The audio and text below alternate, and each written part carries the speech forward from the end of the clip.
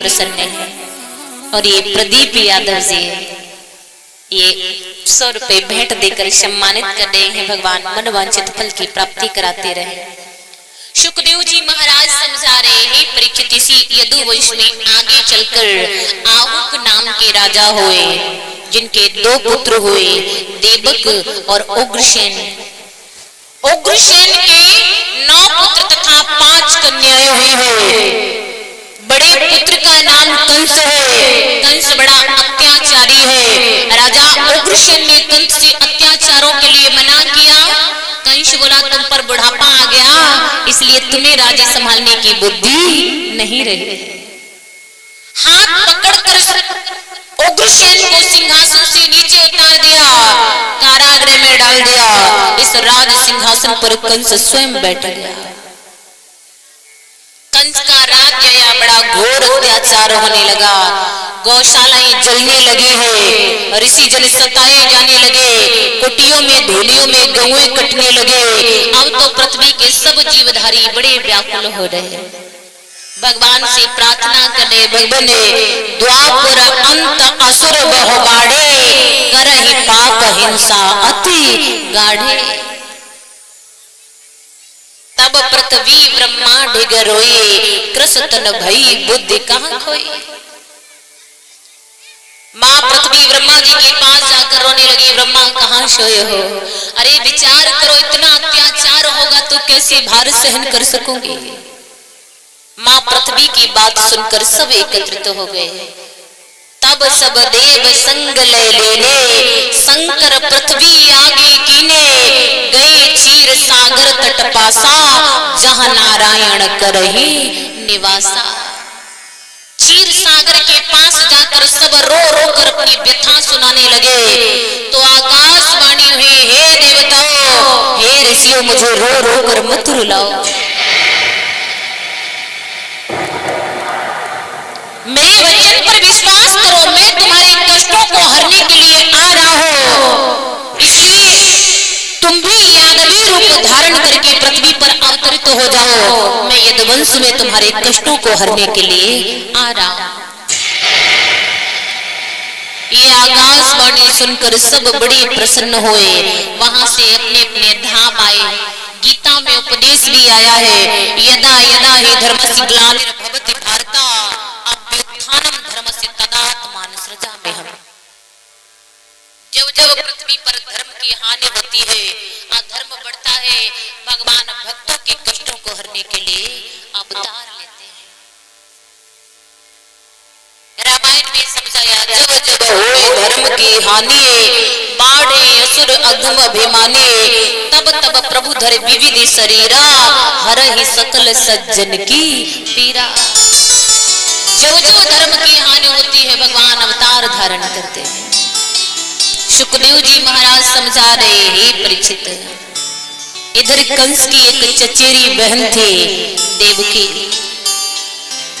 कंस अपनी बहन को बड़ा प्रेम करता था। देवकी की आयु विवाह योग्य हुई तो कंस ने अपनी बहन का विवाह अपने मित्र वसुदेव जी के साथ किया। माँ ने बड़े प्रेम से उपदेश दिया है बेटी को।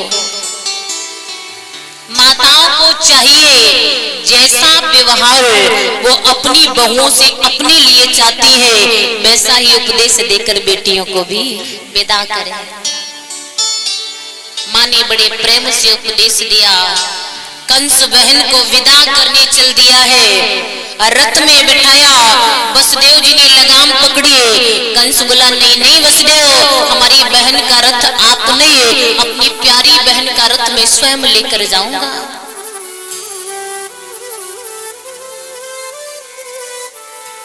स्वयं रथ पर सवार हुआ। जो ही लगाम पकड़ी, रथ बढ़ाया। आकाशवाणी हुई, अत्याचारी कंस, इसी बहन की 8वीं गर्भ वाला बालक तेरा काल होगा। कंस ने विचार किया, ये आवाज कहां से आ रही है। फिर से वही आकाशवाणी हुई, अत्याचारी कंस, इसी बहन की 8वीं संतान तेरा काल होगी। कंस ने केस पकड़कर देवकी को रथ से नीचे खींच लिया। यदि बहन की संतान काल होगी तो मैं बहन ही नहीं रहने दूंगा। न रहेगा बांस न बाजेगी बांसुरी। अंत करने चला। वसुदेव जी बोले भोजराज एक बात बताओ, तुम्हें डर बहन से है या किसकी संतानों से? कंस बोला मुझे बहन की संतानों से डर है।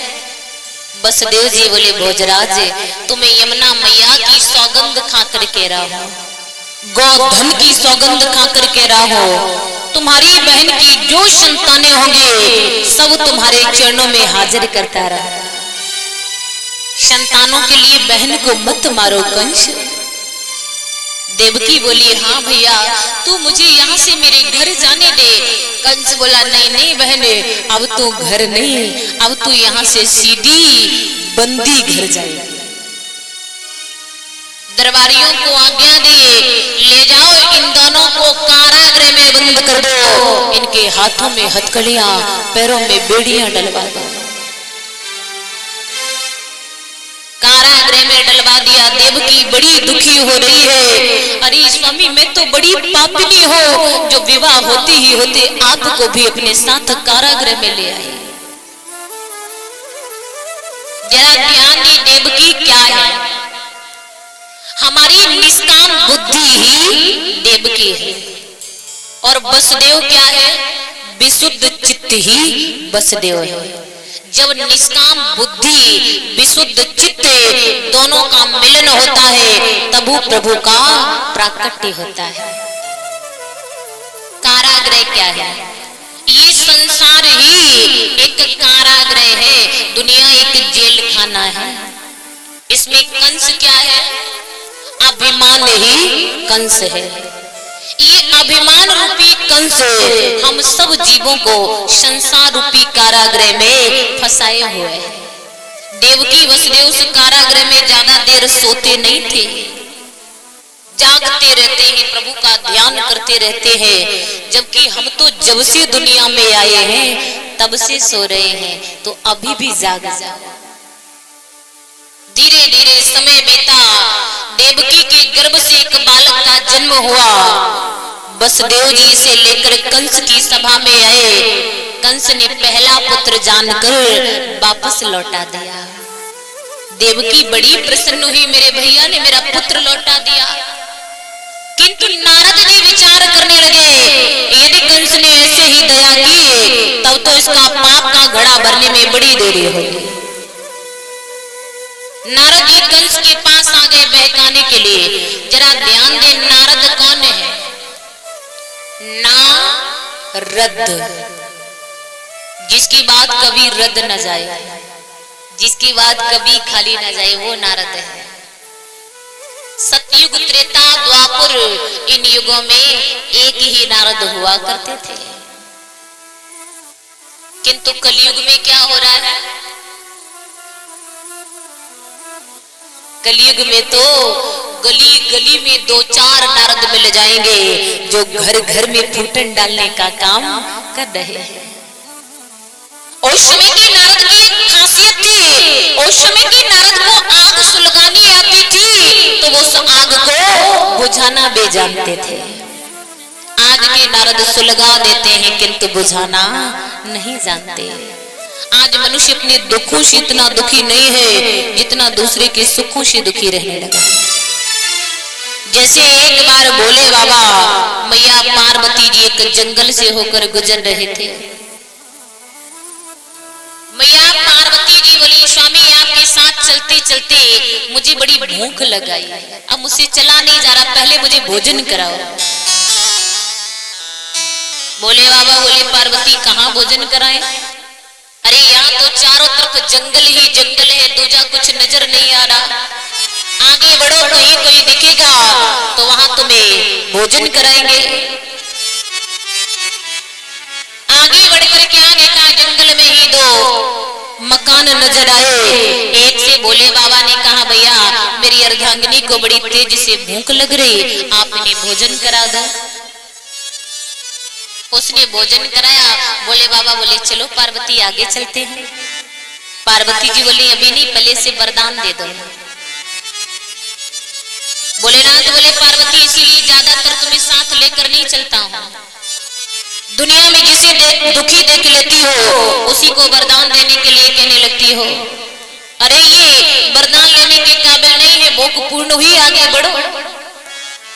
पार्वती जी बोली आपका ही न्याय अच्छा होगा। अरे जिसने आपकी अर्धांगिनी को भोजन करा दिया, आप कह रहे यही वरदान के काबिल नहीं है। चाहे ये वरदान के काबिल हो चाहे ना हो, जब तक आप वरदान नहीं दे देंगे मैं आगे बढ़ने वाली नहीं हूं। बोले बाबा ने कहा भैया मैं कैलाशपति शंभु हूं, तूने मेरी अर्धांगिनी को भोजन कराया, मैं तुझसे प्रसन्न हुआ, मैं तुझे वरदान देना चाहता हूं, तू मुझसे कोई वरदान मांग ले, किंतु एक बात को ध्यान में रखकर वरदान मांगना, जो मांगेगा उसका ठीक दोगुना तेरे पड़ोसी को मिल जाएगा। अब जो स्वयं को मिलेगा इसकी खुशी नहीं हुई, जो पड़ोसी को दोगुना मिलेगा इससे दुखी होगी। सोचने लगे कहीं ऐसा तो नहीं है हमारे साथ मस्करी कर रहे हो। निवेदन किया भगवान आप कृपा करो कि मेरा एक सुंदर सा मकान बन जाए। उनका एक सुंदर सा मकान बना, पड़ोसी के 2 सुंदर से मकान बन गए। सोचने लगे वचन तो सत्य था। बोले भगवान कुछ और देना चाहोगे? बोले नाथ बोले देना चाहूंगा, मांग ले, क्या मांग? सोचने लगा अब कुछ अच्छा नहीं मांगूंगा, क्योंकि जितना अच्छा हमारा होगा ठीक दोगुना पड़ोसी का हो जाएगा। अब कुछ बुरा मांगता हूँ, जितना मेरा होगा ठीक दोगुना पड़ोसी का होगा। हाथ जोड़कर निवेदन किया भगवान मुझ पर इतनी सी कृपा कर दो कि मेरे दरवाजे पर एक कुआं खुद जाए। क्या वरदान दो? मेरे दरवाजे एक कुआं खुद जाए। उनके दरवाजे पे एक कुआं खोदो, पड़ोसी के दरवाजे पे 2 कुआं खुद गए। बोले बाबा बोले एक वरदान और मांग ले। बोला वरदान कुछ नहीं चाहिए, आप अपनी रास्ता पकड़ लो, चले जाओ यहाँ से। बोले बाबा बोले वरदान तो मांगना पड़ेगा तभी मैं जाऊंगा, किंतु बात वही ध्यान में रखना, जो मांगेगा ठीक दोगुना पड़ोसी को मिलेगा। सोचने लगा अब क्या मांगो? अरे इस पड़ोसी के दरवाजे पे कुआं खोदने से तो उसका कोई नुकसान नहीं हुआ। हाथ जोड़कर निवेदन किया भगवान मुझ पर इतनी सी कृपा कर दो कि मेरी एक आंख फूट जाए। क्या वरदान दो? मेरी एक आंख फूट जाए।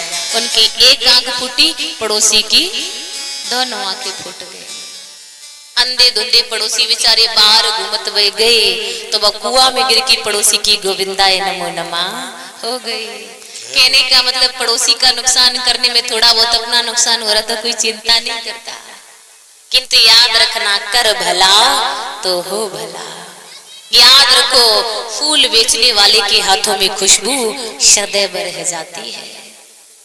नारद जी ने कंस को बहकाया, आज कंस ने देवकी के बालक को गोद से छीनकर चट्टान से पटक दिया।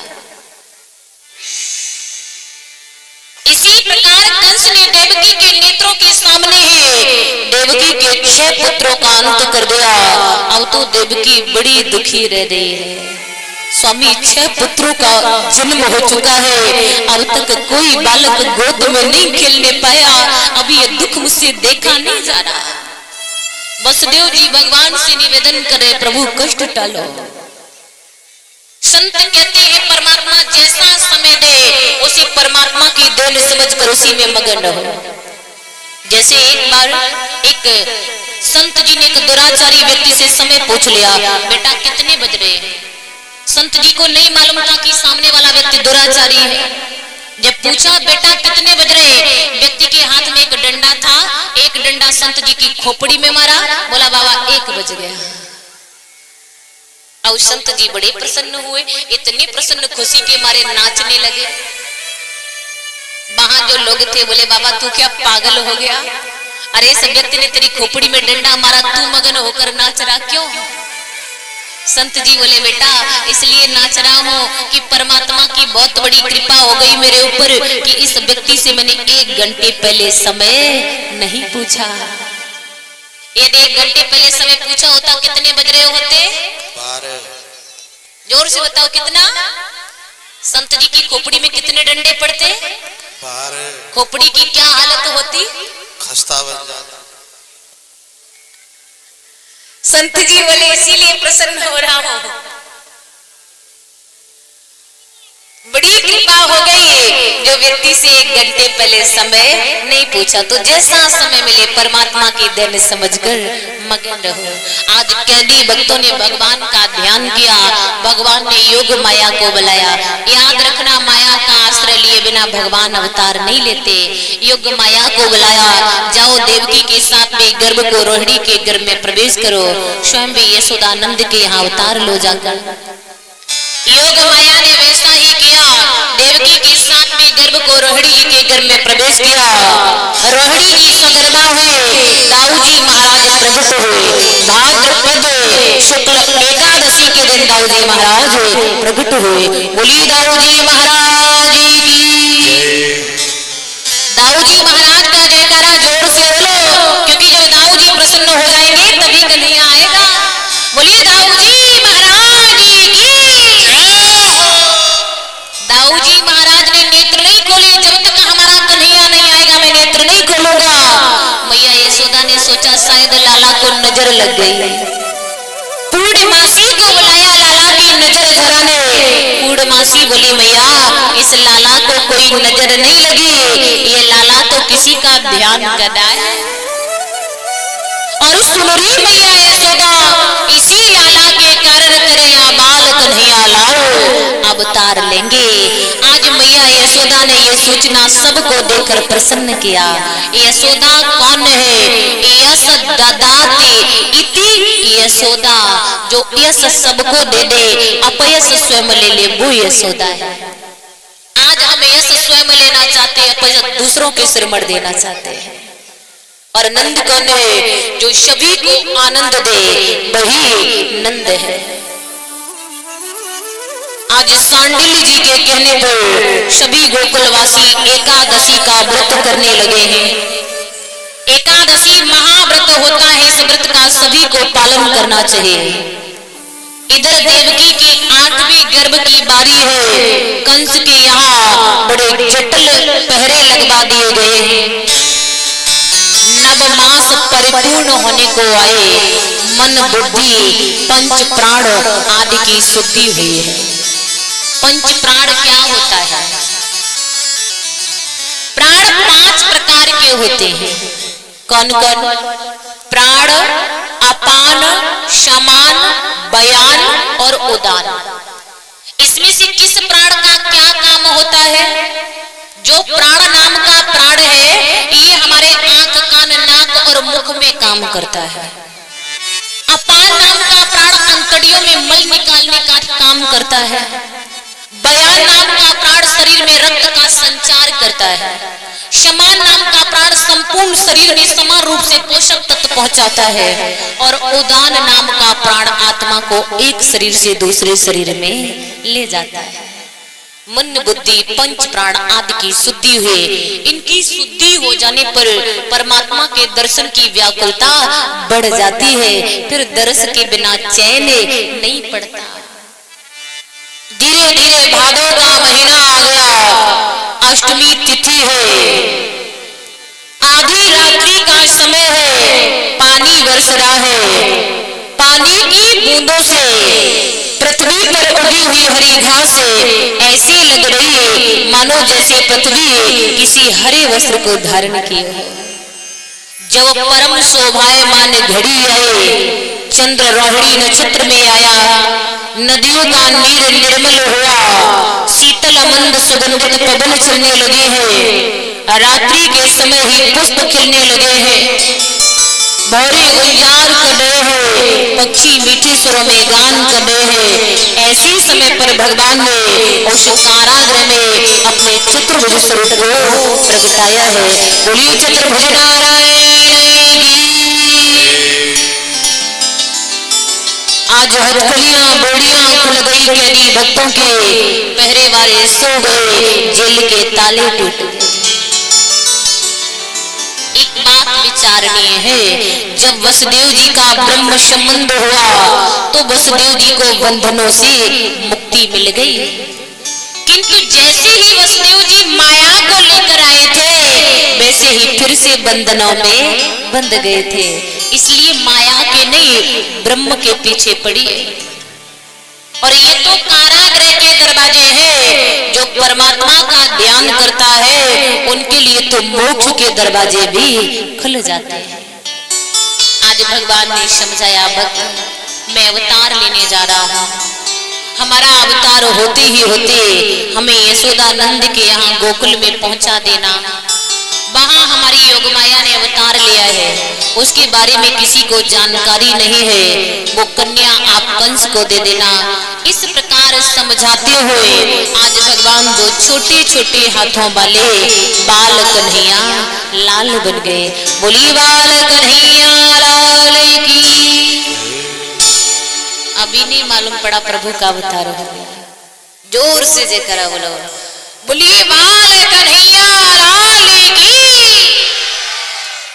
इतनी जोर से भी नहीं कि मामा कंस जान ले, तब भी अच्छा नहीं होगा।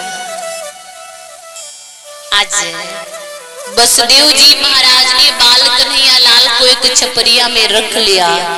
धीरे धीरे लेकर चल दिए गोकुल गांव की ओर। पानी बरस रहा है, पानी की बूंदों से शेषनाग जी अपने फन लगाकर प्रभु की रक्षा कर रहे हैं। लिए जा रहे हैं वसुदेव जी महाराज बाल कन्हैया लाल को। आपके बीच में भी बाल कन्हैया लाल पधार रहे हैं। सब भाव से दर्शन करेंगे, दर्शन करके बैठ जाएंगे। भादों की रात काली झुकी रे अंधिरिया, भादों की रात काली झुकी